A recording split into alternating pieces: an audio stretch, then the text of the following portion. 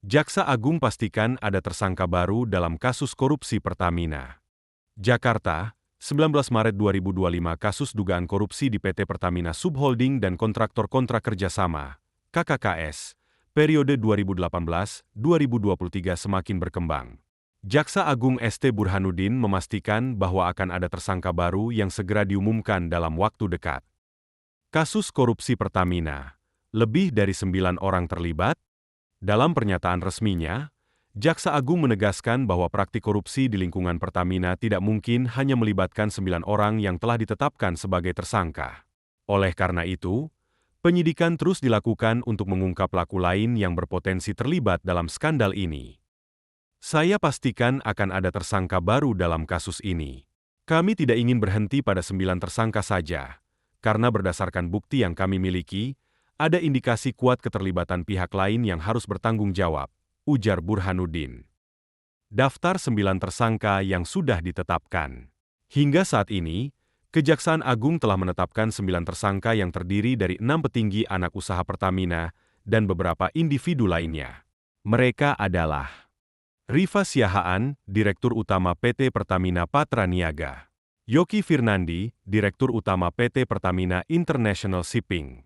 Sani Dinar Saifuddin, Direktur Feedstock and Product Optimization PT Kilang Pertamina Internasional.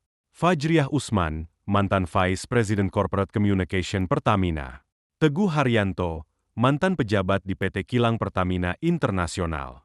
Eko Suroso, pejabat di PT Pertamina Patraniaga. 2 pejabat lain dari KKKS, nama belum dipublikasikan. 1 orang dari pihak swasta. Para tersangka diduga terlibat dalam penyalahgunaan kewenangan terkait pengadaan minyak mentah dan produk kilang, yang menyebabkan kerugian negara dalam jumlah besar. Siapa saja yang berpotensi menjadi tersangka baru? Meskipun Jaksa Agung belum mengungkapkan identitas calon tersangka baru, ia menyiratkan bahwa penyelidikan tengah mengarah kepada pihak-pihak yang memiliki jabatan strategis dalam tata kelola minyak mentah dan produk kilang di Pertamina. Siapapun yang terbukti terlibat akan kami tindak tegas. Kami tidak ingin ada celah bagi siapapun untuk lari dari tanggung jawab, tegasnya. Indikasi ini membuka kemungkinan bahwa ada pejabat lain di jajaran atas Pertamina yang berpotensi ditetapkan sebagai tersangka.